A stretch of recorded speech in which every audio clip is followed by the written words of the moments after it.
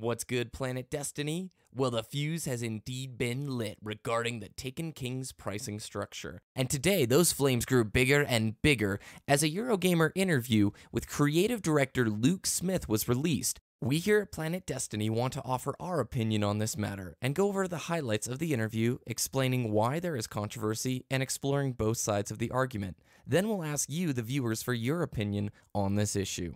This all revolves around the collector's edition of the Taken King having in-game items that are not accessible without purchasing some form of the legendary edition, leading longtime players who have purchased both Destiny and both expansions to essentially have to rebuy content in order to receive the in-game rewards that come with the collector's edition.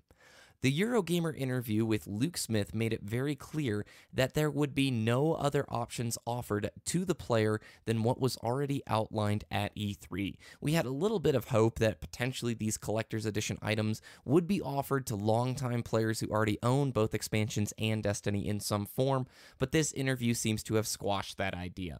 The interviewer was very bold and upfront in expressing the veteran players' frustrations with the contentious price tags and the content lockout of the collector's editions. Luke Smith didn't stray from the information that we received at E3, stood his ground, and reinforced the information that we got at E3. It was made clear that Bungie is deeply invested in ensuring that new players can enter the Destiny experience with ease. That way they can grow the community and don't want to bog down new players with overly complex pricing mechanics, and that low prices are very vital for this. Eurogamer in turn agreed, noting that the Game of the Year edition model for games is nothing new, and that a year after release we usually do see Game of the Year editions with reduced price tags.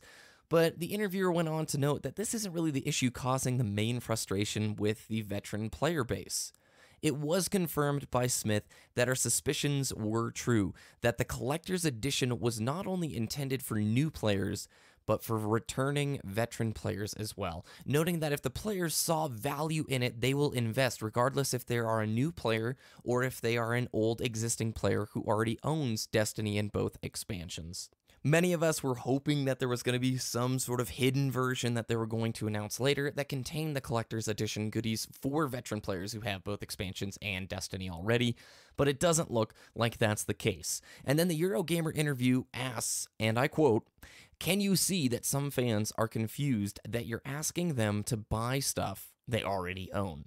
Smith's response was that he empathized with the concerns and that he himself would gladly purchase in-game emotes if the opportunity was there, and if he felt like the value was inherent. He pointed out a golf clap emote would be really cool. If one of your friends does something silly, you do the golf clap emote. That would be cool, but that's not something that's available at this time. What's important here is that the Eurogamer interviewer was expressing a concern and a sentiment that's reflected here on PlanetDestiny, on the Destiny subreddit, and on the Bungie forums. We, the veteran players, would like to purchase the Collector's Edition in-game items without being forced to rebuy content. It doesn't mean we don't already value the game.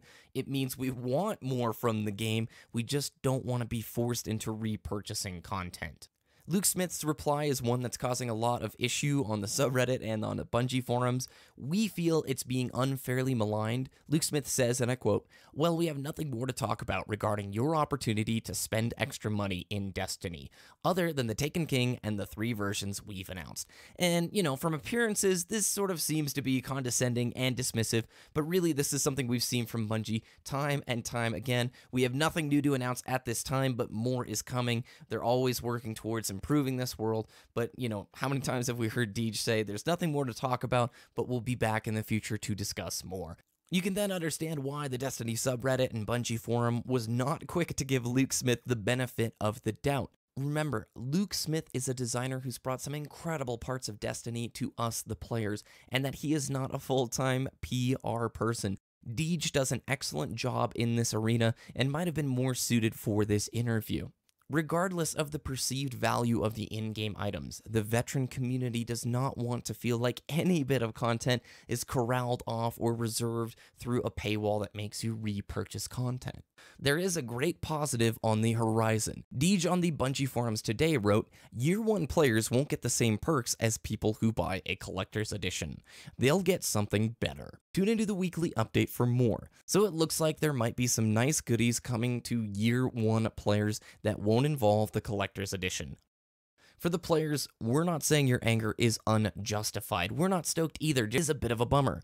However, do take the time to read the last comment from the article. Luke Smith expresses he knows, and I quote, "There are things missing right now in Destiny. Bungie has a team that's been faithfully plugging away at this and trying to improve the product since it first arrived last September."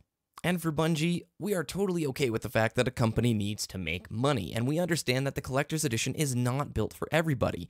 But whenever digital rewards are dangled in front of our face and the only way to obtain them is to repurchase content that we've already bought before, it leaves the player base frustrated and having to really sit and decide if that value is worth it to us. So, what is your opinion? We'd like to know your take on the situation down below.